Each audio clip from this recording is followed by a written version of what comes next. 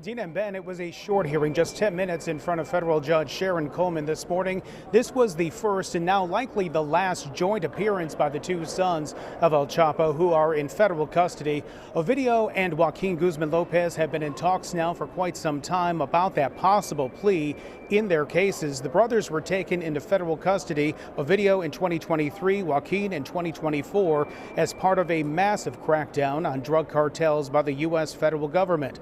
They are two of El Chapo's four sons who took over the leadership of the Sinaloa drug cartel after the arrest and extradition of their father to the United States in 2017.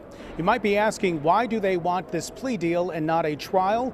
The brothers could provide valuable information about the operations and the members of the Sinaloa cartel. In court today, federal prosecutors say they need more time, though, to talk to Joaquin, especially because he's only been in federal custody since July of 2024.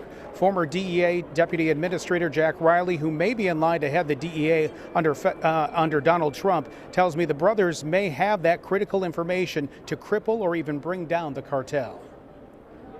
You've got two guys here that have the keys to the palace. And if they decide to do the right thing and flip and work for the government, there'd be a treasure trove of information that they could provide in terms of who's involved, the operations itself, and how far this goes up the Mexican government chain of command, which I believe might even take us to the presidential palace.